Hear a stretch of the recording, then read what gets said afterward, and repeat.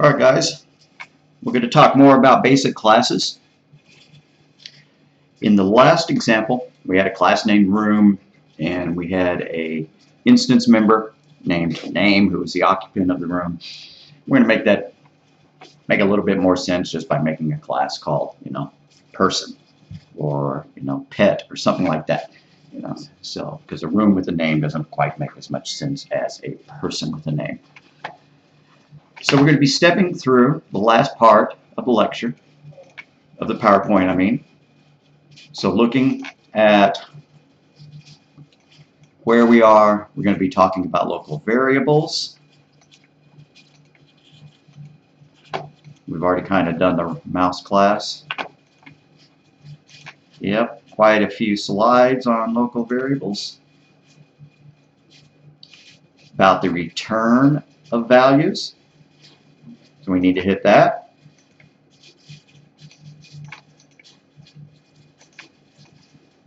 And that's just about it for this lecture, except for tracing. Accessors and mutators, getters and setters, we've already talked about. So we'll demonstrate that stuff. And we're going to throw in just a little bit more, of course. So let's go ahead, make a new lecture, new project. I'm going to call this one Lecture E. I'm just going to do it with Ant, so it'll make my main class for me. If you don't choose Ant, then go and make your main class in your main method. Now say I was going to make a homework assignment about, pets, and so I knew I was going to make a class called pet. Here's what I don't want you to do. Don't go and then make your project name pet and then make your main class pet. No, pet is going to be your data class. It's not your driver. The project name should be named after the driver or the homework assignment or something like that. So if your homework assignment involves creating a sphere class, don't give your project the name sphere. Don't give your main class the name sphere. Instead, give your project name, some name applicable to, using the sphere class. So this is Lecture E. I'm going to get rid of the package here. I just want the main class to also be called Lecture E, or I could call it something else, driver, or main, something like that.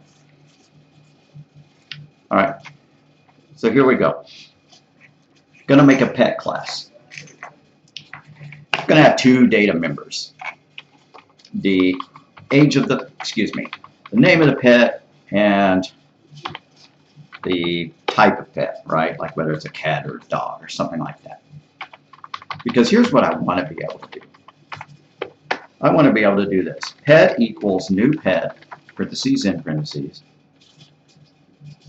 And I'm going to go ahead and encapsulate this stuff. So I'm not going to allow, whoops, I forgot to give it a name, like pet p1 equals new pet. We're not going to be able to do pet, or p1.name equals, fluffy. That is not what we're going to do. Instead, we're going to have getters and setters. So when we have this correctly implemented, we'll be doing p1.setName, parentheses, quote, fluffy, end quote, in parentheses, semicolon. And then when we want to set the type of animal, p1.setType, parentheses, quote, or breed or species or whatever, right? Cat, end quote, in parentheses. That's how I want it to work. Of course, it's not going to work. We don't have the class yet. So let's go and make our class. I should put it in a separate file. I'm always going to say that. It should be a public class in its own file. But just to keep it on the screen with the other one, I'm going to go ahead and do it here. So class pet. And there we go, right? Got rid of that error. It needs two members. So string name, string type. These are going to be private members because we're doing encapsulation. So I should write a get name and a set name and a get type and a set type. I am going to cheat. What do I mean by cheat? I'm going to let NetBeans provide the getters and the setters in the interest of time. There's absolutely nothing wrong with doing this, although if fluffs it out with a lot of comments and stuff like that that we might want to delete just to make it look cleaner for our lesson. We actually should be adding Java.comments to every method we write, so it's not incorrect for it to be doing this. But see, I have those two variables selected, and I can choose Refactor, Encapsulate Fields. Or I could right-click and choose Refactor, Encapsulate Fields. But since that's a nested menu, it's actually probably easier just to come up to between the source and the run menu. Choose Refactor, Encapsulate Fields. I want the insertion point to be below everything. Right now it's just chosen as default. I thought there was a way to send it underneath everything. I'm not going to care about that. Those are the ones I want. I could get rid of the comments altogether. I'm just going to do that. I'm going to get rid of the comments altogether. So where it says Java doc, no comments. The fields visibility, they're going to be private. So the only way to access them is going to be through their getters and setters. So here we go. And I really like the variables to be the first thing in the class. I really thought that was one of the options for adding getters and setters, is picking where it went, but all it said was default. Well, I'm going to cut those two member variables, paste them up at the top. Right. Now, when I scroll down here, set name and set type work correctly, right? Because we have our setters and our getters.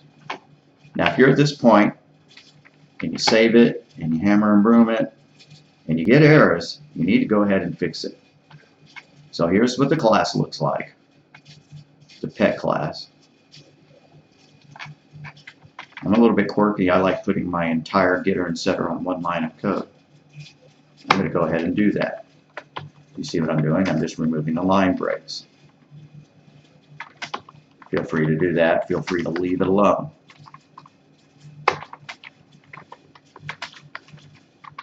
If the getter and the setter ever become more than one line of code, more than one statement, yeah, sure, I'll go ahead and, space them out as normal, right? With the curly braces on their own lines and all that stuff. Okay, so that's a little bit cleaner, right? It's just a preference. You don't have to ever take the time to do that. But now I can get more code on the screen. I better hammer and broom it again, make sure it works. At this point in the lecture, if you're following along, it's not working, pause the recording and make sure it works if you're trying to get it to do so. So if I want to print out the name of that pet, I would have to use get name, right, and get type. Now these are all instance members, correct? Because they do not have the word static in front of them. Hopefully that lecture sunk in enough that I don't need to go back in and talk about static members again. Static methods are just the same thing as static variables, except they're methods, right? The idea is just the same. You might someday want to make a static variable with a getter and a setter. In that case, you'd want to use a static getter and a static setter probably. All right, so a couple of points I want to make about this. If you do this, and I think I've said this before, but it's really important, pet P2 equals P1. You do not have two pets.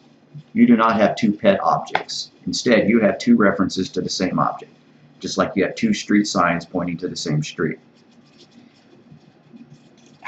And so if we do this, P2 dot set, capital N, name, parentheses, and give it a different name, Felix, end quote, in parentheses, semicolon.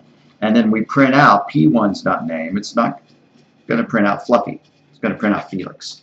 System.out.println, parentheses. Yeah, stop that.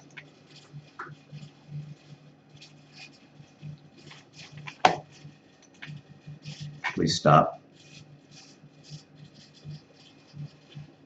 NetBeans 11 is a little bit more slow on my machine than NetBeans 8 was. Okay, so anyways, why not use printf rather than println just to be creative? Printf parentheses quote p1.name equals %s because it's a string \n end quote comma.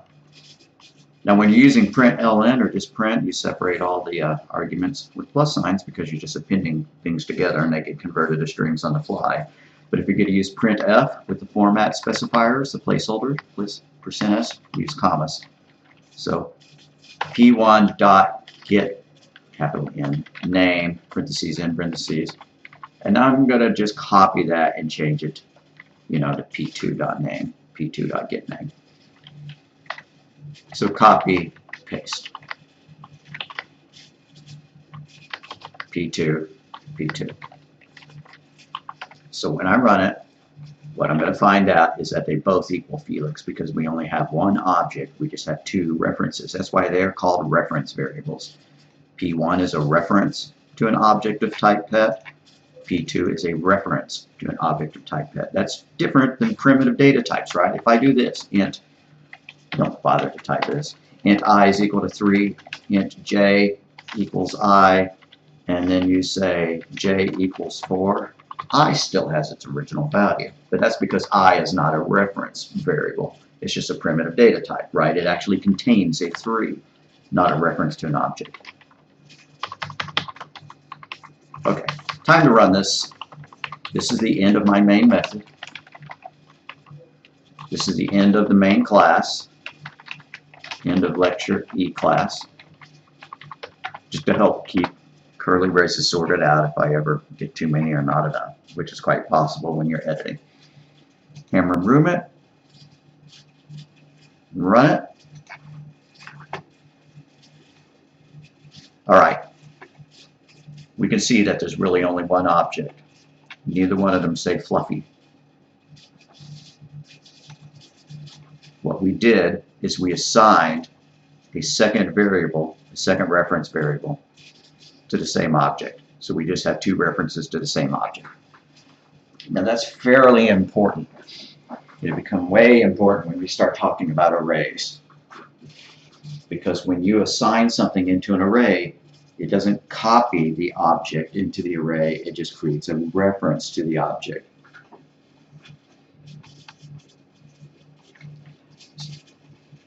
So I want to create a new cat named Felix. I don't want to do it this way. So I'm going to get rid of that. I'm going to get rid of that. And here's the way I would like it to work. It's not going to support it yet. Pet p2 equals new pet. And I want to be able to pass in the name of the animal and the type while it is being created. And we do that with a constructor. So quote, Felix, end quote, comma, quote, Felix is also a cat, end quote, in parentheses, semicolon. And of course, we are getting an error. We need to go add a constructor that matches this type. And once we do that, it's going to break this line of code, because once you add your own custom constructor, the default constructor, which is what this is using, goes away. Every class has a default constructor. We don't see it, but Java just provides it. But as soon as we add our own so-called parameterized constructor, the default constructor is gone. And I know that I've talked about these topics once before, but I really want to burn them into your brain. That's why we're spending a second lecture on them at the end of chapter 6.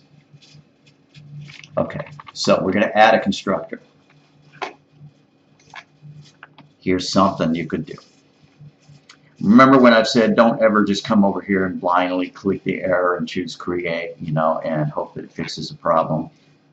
Well, you could let it go ahead and create the constructor for you. If I was doing professional programming rather than educational programming, it's probably what I would do, because it would save the time. What I could do is I could right-click, not right-click, but I could click on the error, and it would offer to create the constructor. And there it is. There's our constructor. But I'm not going to do that. I'm going to create it by hand. But if we look at it, what's it doing? That's a constructor. A constructor is a method. Has the same name as the class. It has no return type because it's actually returning, a new object. It's got a parameter list of things to fill in. And what's this? Throw new unsupported operation exception. So if we don't fix this constructor, program will crash when it tries to call it. But it's already broken because this constructor has now been removed.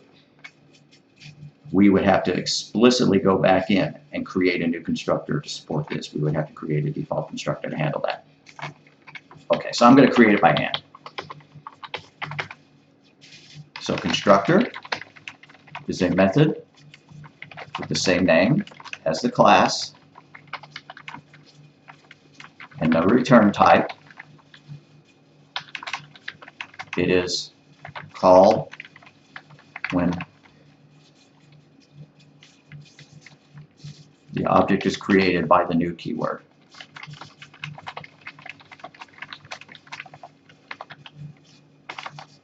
Here's what a default constructor looks like. And you ought to make them public, even though when I did the create method, it didn't.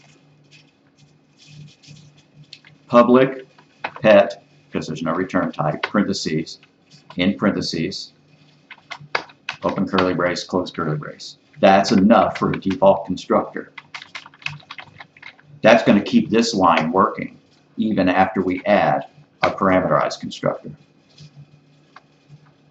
If I comment that out, then when we try to compile the code, that line is going to be an error.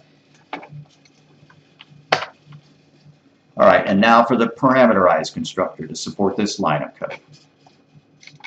Same business. I'm going to make it public. Private constructor makes almost no sense because usually you want to create the object from some client code, not from inside the code.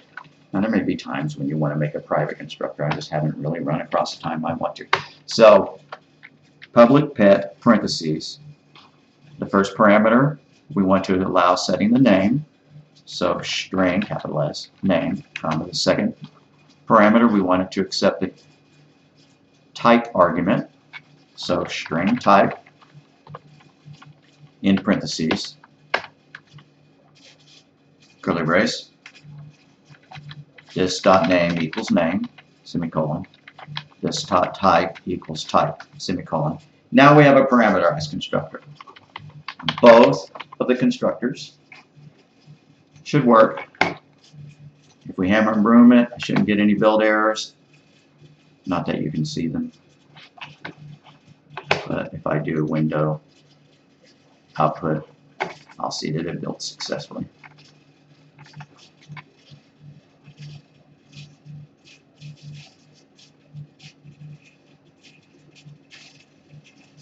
And I'm going to ignore those warnings. I don't feel like creating a subclass. I could add the missing Java doc. It was just put that right back there. Nothing wrong with doing that. Okay, click on that. Create a test class. Yeah, we need to talk about creating test classes, but we're not going to do that right now. Okay. So there we go. If we had not created our default constructor,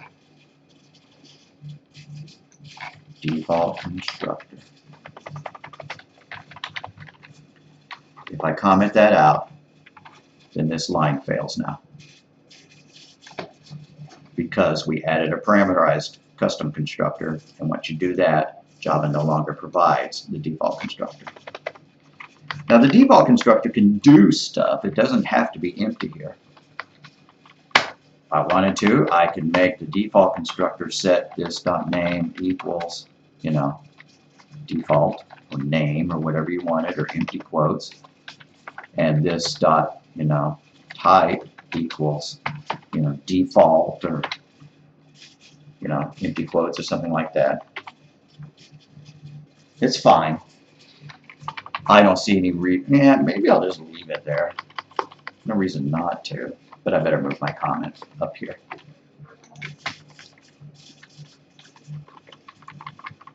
Okay, so local variables. You already know what a local variable is. A local variable is one that's created within a pair of curly braces and a method. Just means that it's local to that method, and it cannot be used inside another method. So if I create a second method up here public static void display pet, parentheses in parentheses, open curly brace, close curly brace, and then we try to do something with the pet, right? We try to set its name or get its name or something like that. P1 dot, set name. Display should not actually be changing the name of the pet. This is just an example, right? So this is a goofy example. I'm going to wind up deleting that line, but it's an error because P1 does not exist in this context. The scope of the P1 variable is within these two curly braces. Can't get to it there. We'd have to pass it in. Well, let's pass in a pet name. Excuse me, a pet reference. So between the parentheses, pet space P. That's enough. Or we could call it lowercase pet. A little more clarity. Why not? And then we could print out the information we want about that pet. So system dot out dot println. Wait, let's use printf again. Printf parentheses quote pet name equals %s, type equals %s, \n, end quote, comma, pet dot get name, capital N, parentheses in parentheses, pet dot get type, parentheses in parentheses, semicolon, 2 in parentheses to match them all, right? 1 open, 2 open, 1 open, 2 open, 1 open, 0 open. So I can call the display method in order to display the information about the pet. I don't think I really need these 2 lines of code anymore. Instead, I'm going to call display pet. So I'm going to delete those. And I'm going to call display pet. And I'm going to pass P1 in as my argument. And I'm going to display another pet and do that, P2. Now, it would be kind of neat, and it will be something that I start recommending that we do, if we would make it so that we could just do this. Don't type this, I'm going to delete it. System.out.println parentheses P1 in parentheses semicolon. System.out.println parentheses P2. That would be cool. It would be cool if the object could create its own display, right? Its own information that could be fed to a print function like that. But it doesn't. When we run it, it's just going to print, some little reference to it.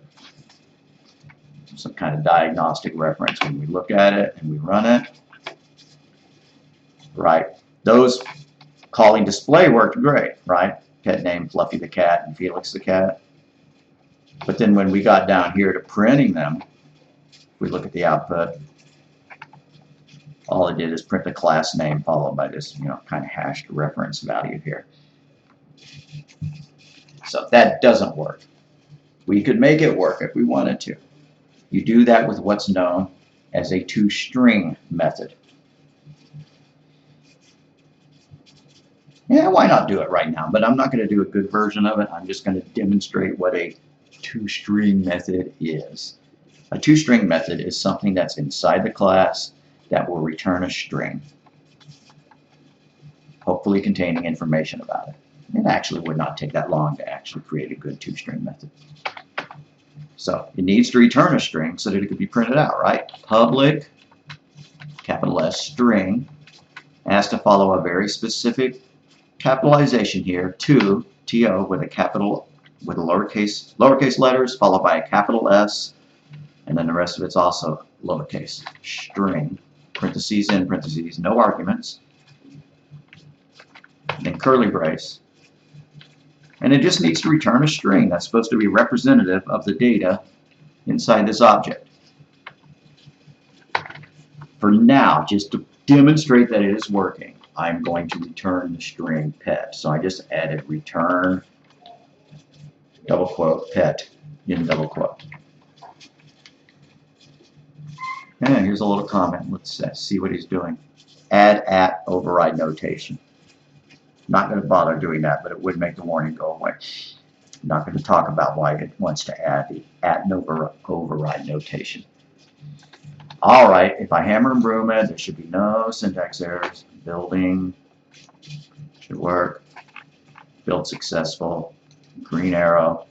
Right, and then those print statements printed out the word pet.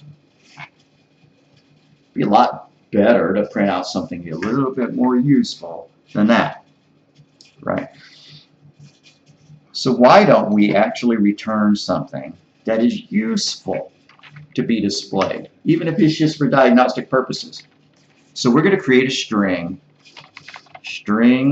s equals,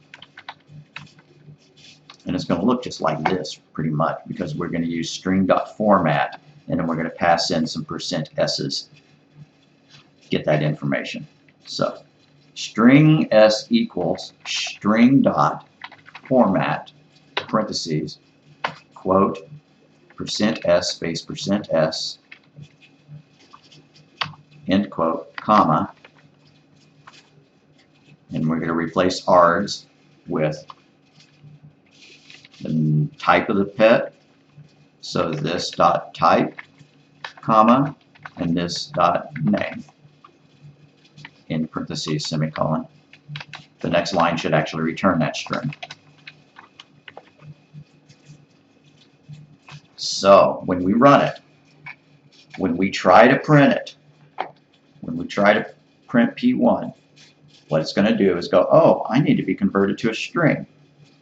And so it will automatically invoke, since we've added one, a toString method, which is going to build a string displaying information about this object, then return it, so that that can be printed out.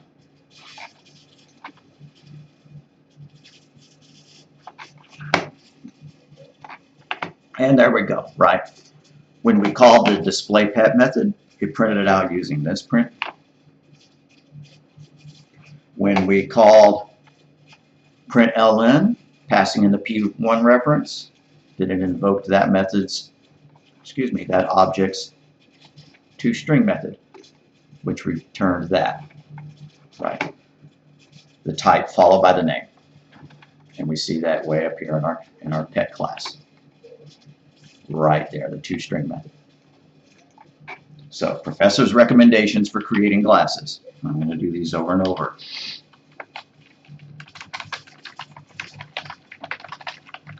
Prof's recommendations for creating classes. 1, data private. 2, members public, or sometimes, I put those on the same line. 3, getters and setters, more technically known as accessors and mutators. That's the book term. 4, constructors, if they make using the class easier. You don't have to add constructors, right? There's nothing wrong with our creating a cat and then calling the mutators just like that. But maybe we thought it'd be easier if we did that. So that's what we did. You can add more than one constructor. You could add a whole bunch of different constructors as long as the parameter list was different. And we're not going to demonstrate that right now. But I could create a different constructor that accepted, something else other than 2 strings. Maybe it would take another pet and clone the pet, right?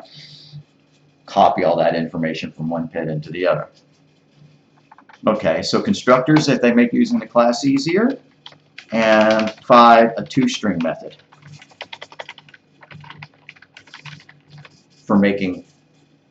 for displaying information about the class, about the object.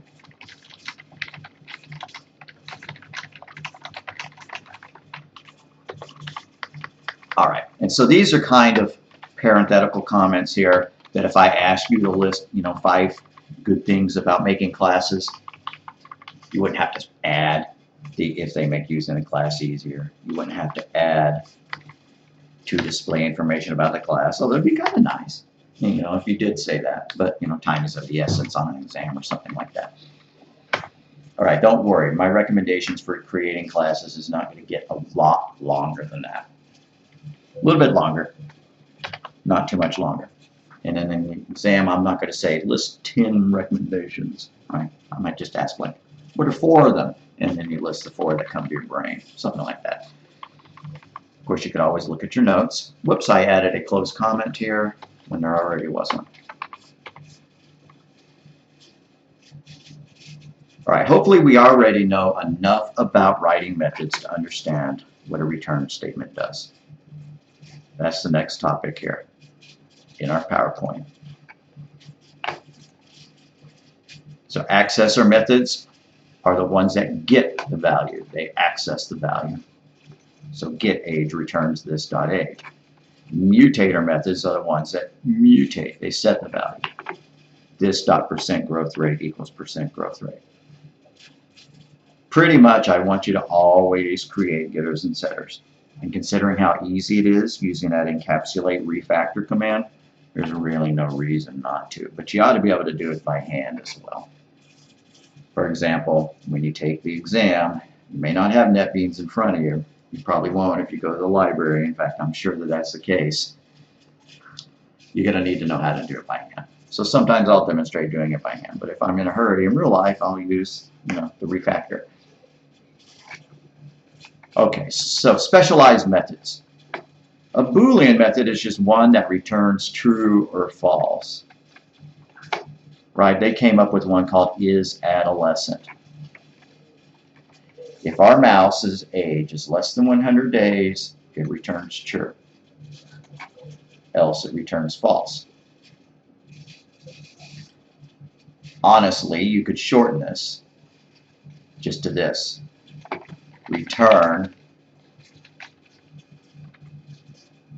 this dot age less than 100, semicolon.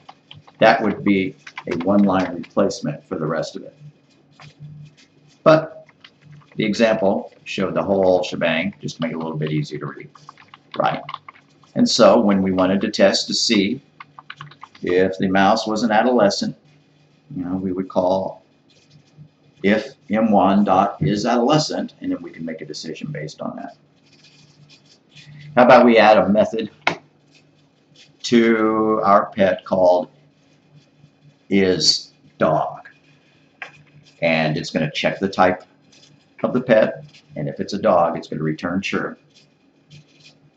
Just to demonstrate a Boolean method. So I'm going back up to my pet class, and I'm going to create 2 Boolean methods, one called isCat and one called isDog. Public Boolean isCat, parentheses in parentheses, curly brace, if, parentheses, this dot type dot equals, parentheses, quote, cat, end parentheses, or end quote, end parentheses, return true, semicolon, else return a false. You can leave off the word else if the only other possibility is that. All right, now what if I accidentally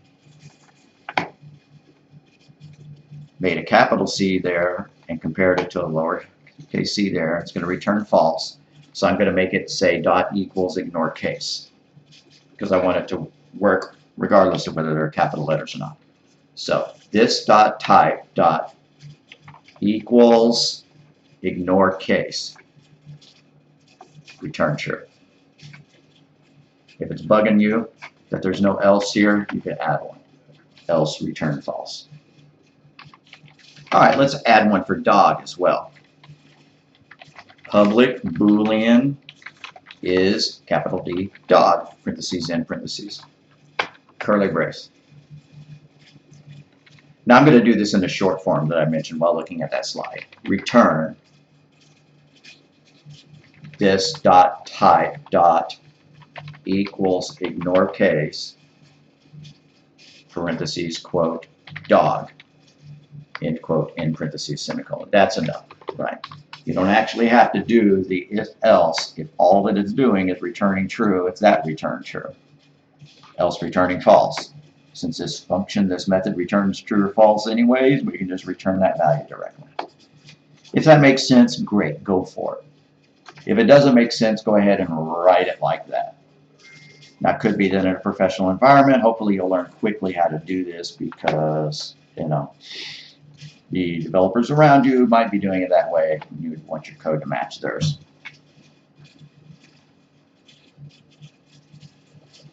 So we can use this isCat and isDog method on our P1 and P2 references down in main.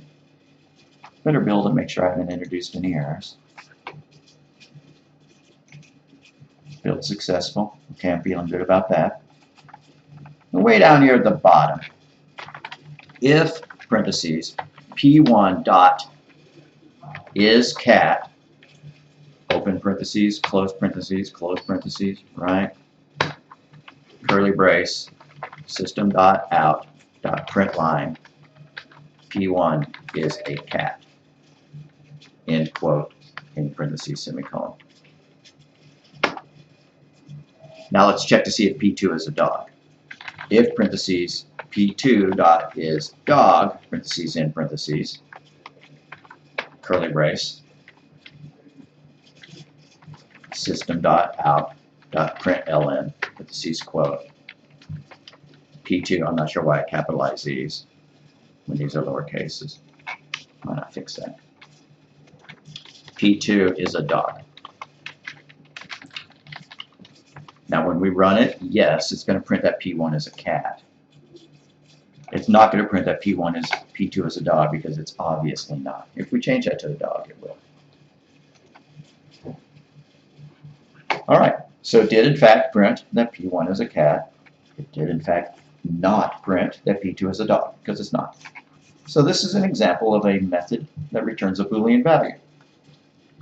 And of course you can make methods that return integers or floats or doubles, or we could write a method that actually returned an entire pet. We can make a method called adopt a pet, right? And it creates a new pet and returns it. Let's do that. That'll be the last thing we do in this lesson. So above main, but inside the lecture class, we're going to make a method that returns a pet. So public static, capital P pet, open parentheses, close parentheses, or you know, we could pass in, you know, some information about what kind of pet we want. Not going to bother. Open curly brace. And, whoops, I forgot to give the method a name. I only gave it a type, so it's going to be called adopt a pet. That's my new method name. And so here I can do, let's make a brand new pet. Pet P equals new pet. Let's use our fancy constructor. So parentheses quote, this is going to be some animal who knows what it is. Why don't we make it Mickey the mouse? So quote Mickey, end quote, comma, and then its type is going to be mouse, end quote, in parentheses, semicolon, and then we're going to return that pet. So we're going to return a reference to the object we just created. So down here, we could create a pet by calling our adopt a pet function. Excuse me, method. Pet, M for mouse, equals new pet. Excuse me, we're going to be calling our function, right? So pet M equals adopt a pet. Make sure you get the capitalization correct. Parentheses in parentheses. Then we could print that information out, right? We could display the pet and do whatever we wanted to. Display, capital P, pet, parentheses M.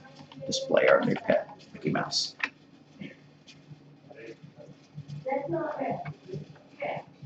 If we added this method directly to the pet class, it would be what's known as a factory method. A factory method is a method inside a class that creates an example of that object.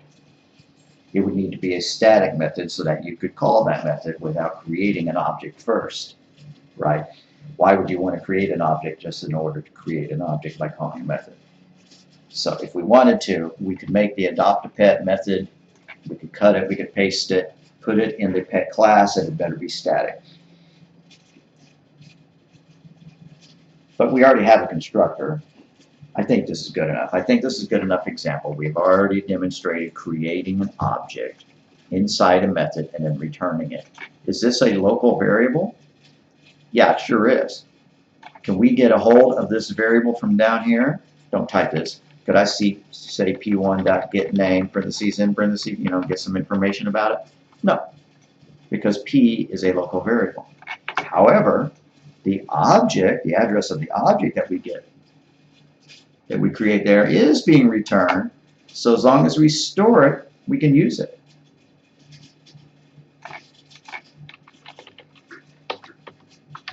We do not necessarily have to store an object with a reference variable.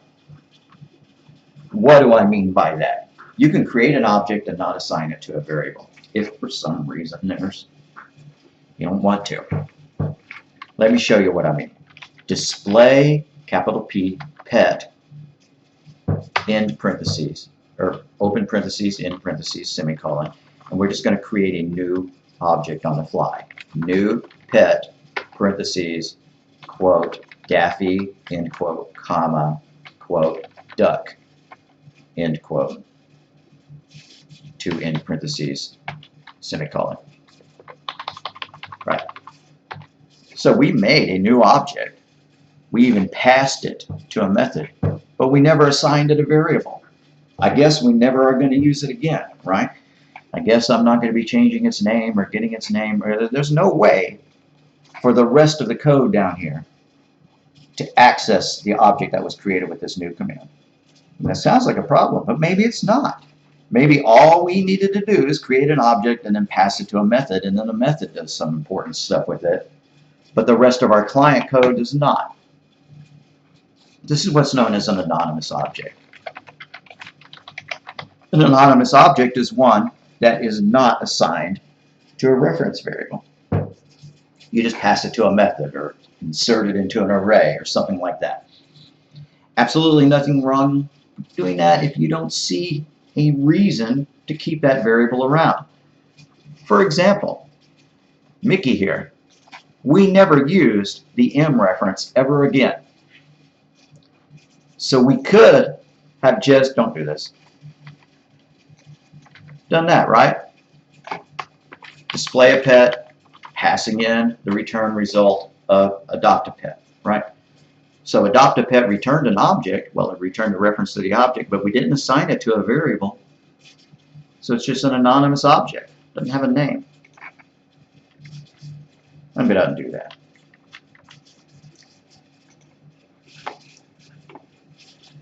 So something that you may wonder about is, okay, what happens to that object after it's created? You don't have a name for it anymore. I mean, you never did have a name for it. What happens to it? Eventually, if there are no references to it, if there are no reference variables pointing to it, the garbage collector will come along and release that memory, because we don't need that object anymore. All we wanted to do is create it so that we could display it. And then past that, we don't need it anymore. It is garbage. There are no references to it. On the other hand, Mickey Mouse does have a reference. So that object is not going to disappear until it hits the closed curly brace. Now, if there are any references to an object while the project is running, the garbage collector will not remove it. So, I'm going to do something and I'm going to undo it. But if we do this, static pet, my pet, semicolon, and then down here I did my pet equals M. Then even after the closed curly brace in which it was created was met, and there was no more references to M, the M variable was now out of scope. We had still tucked away a reference to the object inside this member.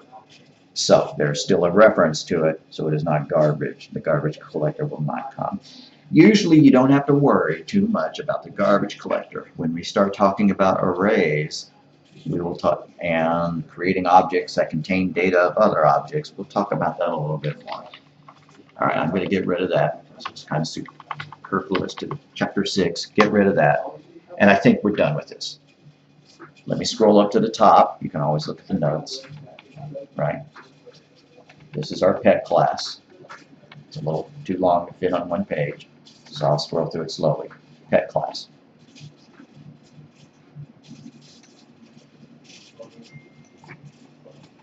The rest of the pet class. Whoops, there's even more.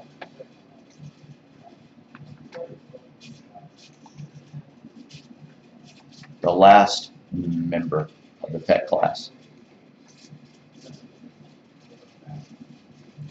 And then our lecture class, which had these two methods, display pet and adopt a pet.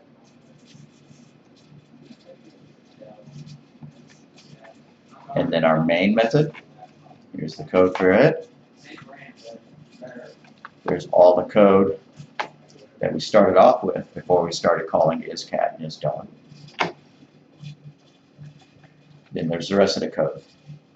Testing isCat and isDog. So, homework. I'm going to give you a lot of freedom to do this. I'm not going to give you the UML. I'm going to tell you how to design the class. But here's what I want, how I want the class to be able to be used. I want to be able to do this. Car C1 equals new car, parentheses in parentheses. C1.setName, well, not set name, right? Set the model of the car. Set model, parentheses, and inside there, you don't have to be typing this, it's going to be in the homework assignment, right? This is going to be a Ford Pinto. And then we're going to set the color of the car. C1.setColor. It's a red Ford Pinto. And then C1. What year was it made? Set year. Parentheses, quote. Year could just be a number, right? It doesn't have to be a string. If you think it makes it easier to you to write the code, you could go ahead and make the year a string. I'd make it an int, I guess.